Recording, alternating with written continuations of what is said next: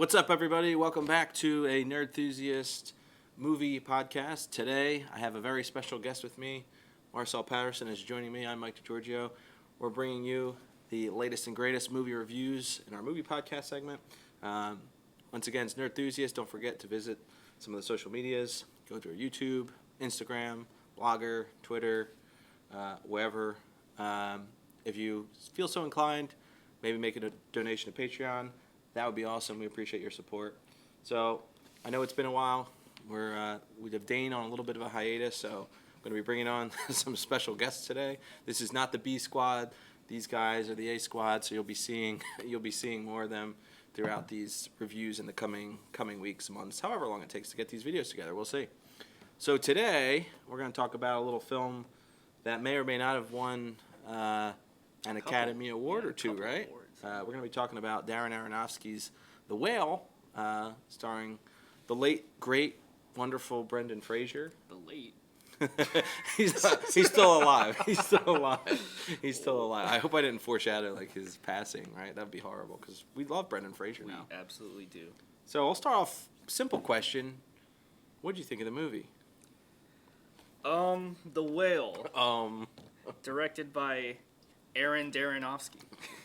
Just kidding. I enjoyed it for the most part. Yeah, it's not an easy watch by any stretch. And I think it's one of those movies where when you finish it, for me personally, I've only got a handful of viewings left in me for it.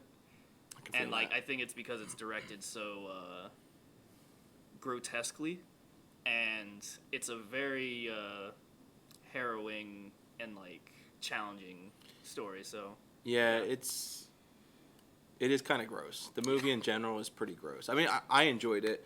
I think the two camps of people are you really love the movie, you really hate it. As I look at the internet, I see that most people, there's not really a lot of middle ground. Now people are like, it was pretty good, but no, they're like, this movie was great, it's an important film, it touched me, and then the other group is like, this film is terrible. Nothing happens. It's boring. Which is sort of the bread and butter for A24 these days, but yeah, that's you're why right. we love it. And it's a really simple film, right? It's got maybe 3 locations. There's some cutaways, but a majority of the film takes place in, I guess it's his apartment house, which is inconveniently on the second floor for him.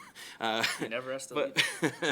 But I mean, Brendan Fraser, he literally, in the film, as on the nose as you could probably make it sound, it is a whale, so to speak. I mean, he's a huge guy. I don't think we ever really know how much he weighs or is supposed to weigh, but I mean, he's got to be pushing 500 pounds, maybe. Easily, It's incredible. Enough, it's enough for his for what's left of his friends and family to be concerned.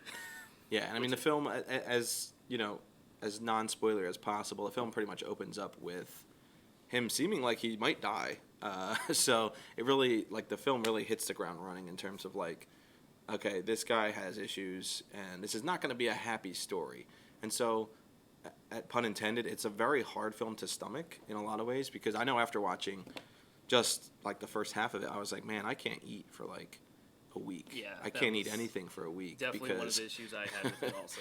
There's a lot of stress. Yeah, stress eating and food montage stuff. The moments where he goes on a bender and just starts stuffing his face with cheesesteak, meatball subs, pizza, Snickers bars, and it's a quick hip hop montage of him eating, throwing up, eating, and you're just you can't not watch it, but it's so disgusting. I can only imagine as an actor. Yeah, I remember how many times he probably had to do that too. It wasn't just probably one take of him eating a piece of something. It was probably 4 takes of him eating a meatball sub, 3 takes of him eating pizza, 2 takes of Snicker. So the poor Brendan Fraser. He worked for that Oscar. The commitment to the role. He worked for that Oscar. So Sadie Sink is in this film. She is. As Ellie.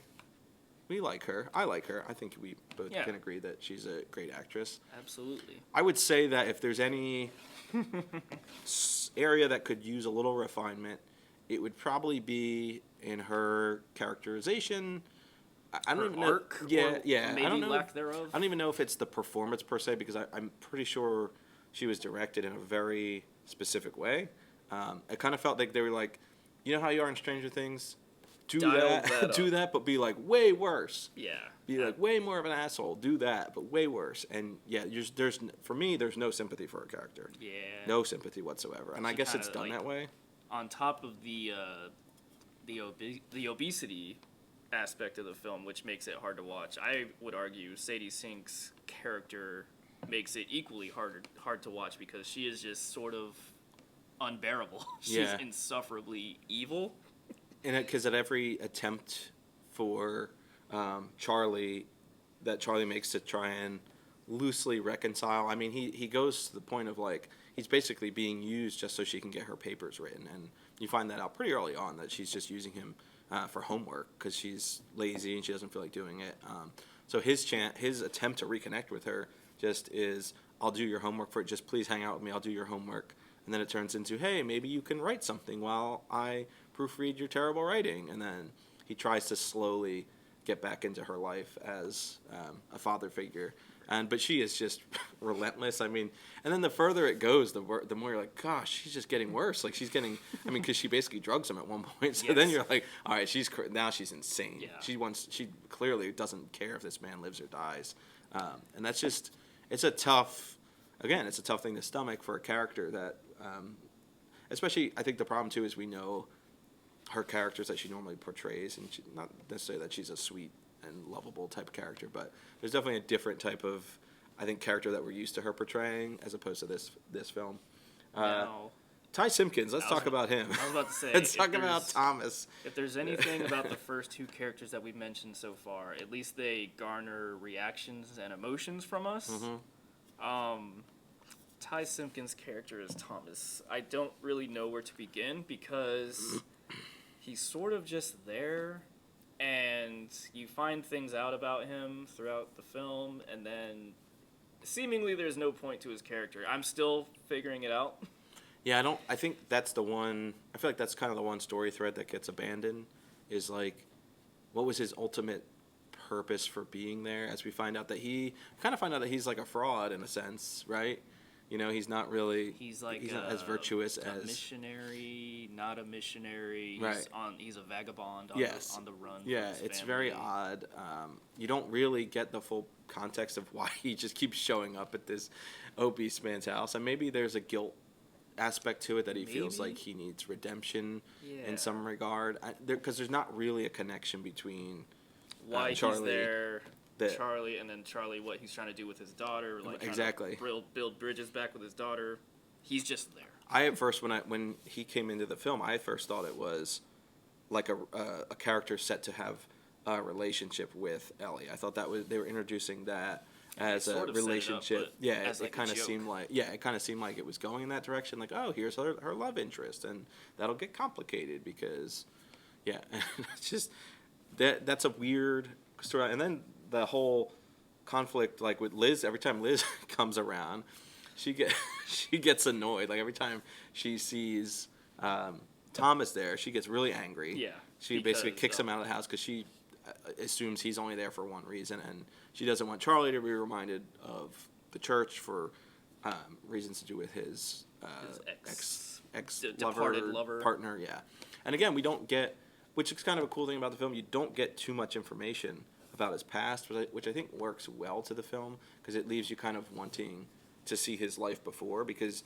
you're stuck with him seeing this broken man, and there's so little joy left in him, and you're kind of like, oh, I wonder what he was like 10 years ago. Right. Because you only get flashes of it. And I think that's something we talked about previously too, is like, I really would love to see a flashback of him in his normal prime, right? Yeah. Like just as a kind of a normal person. Maybe he was I guess he was a professor or instructor or something. He had some sort of educating job. Right, because now he just teaches remotely. Anonymously. Yeah, honestly. Which is kind of crazy. Like, it's a kind of a cool and crazy concept. It's very relevant to...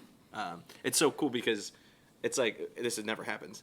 It's like all the students have their cameras on, but the professor doesn't. It's usually the opposite, right? The professor is there and all the students aren't there. So Guilty. This is the opposite in this film. It's like... Guilty. Charlie's never there. Yeah, I've taught classes where there's like 2 people on camera. So, yeah, it's an interesting film. Cinematography. Let's talk about cinematography, the aesthetics of the film. The aspect ratio. The aspect ratio, yes. The A24-ness of the film. What are your thoughts on that? It felt very claustrophobic, which I imagine was done intentionally, and I think that was very wise because these hallways of this apartment have never felt tighter. Right. And this poor guy just gets up on his walker or like his wheelchair and just feels like there is nowhere else for him to go, but like he's just being like it's a metaphor clearly for like life closing down on him. Like he's lost everything. Yeah. So like it's his apartment's only fitting that like it seems like it's all bearing down on him. And I think something we haven't mentioned yet is the pacing of the film, telling a story day by day throughout like over the course of a week. Yeah.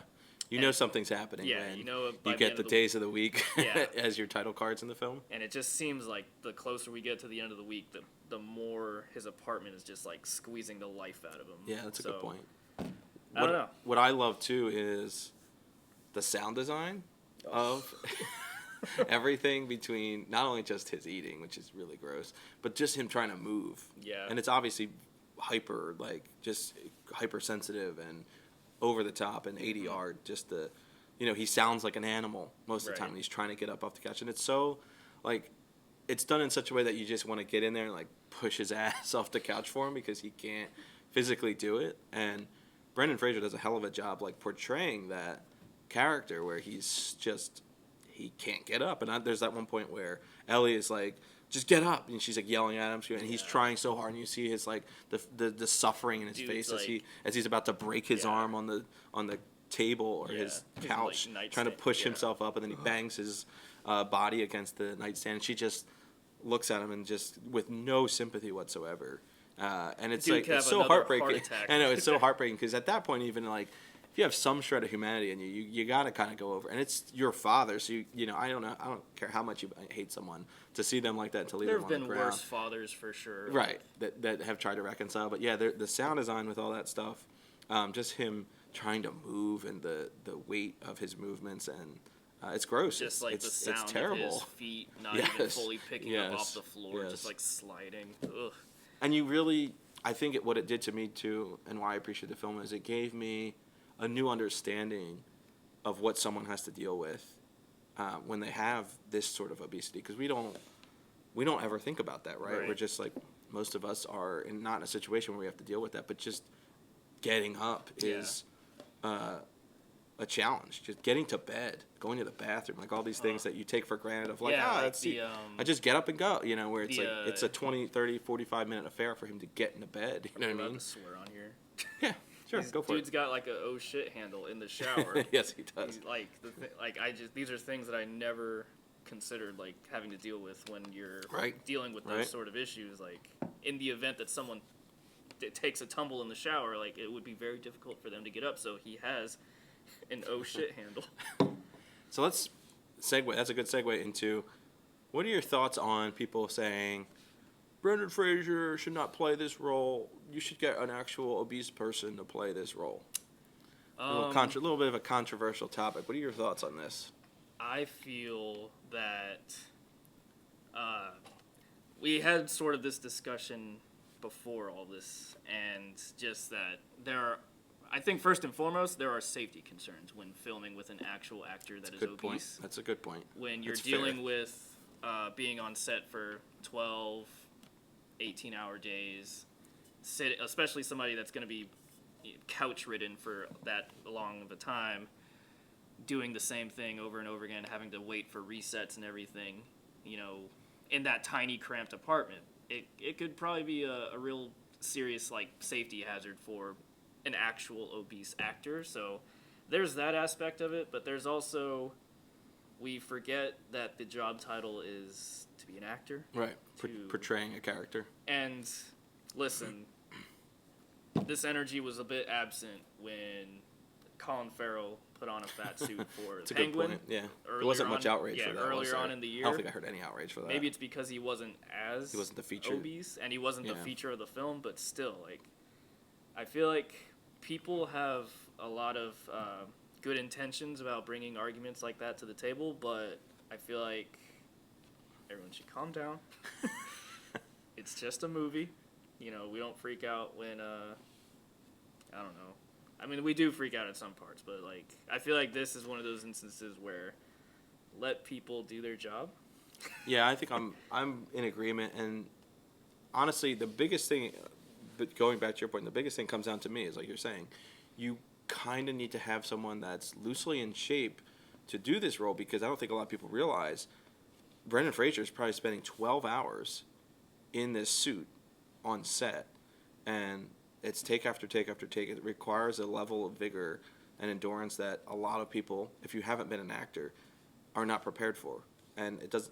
How long did this film take to make? I don't know. Could have been 30 days. Could have been 45. Could have been 60 days.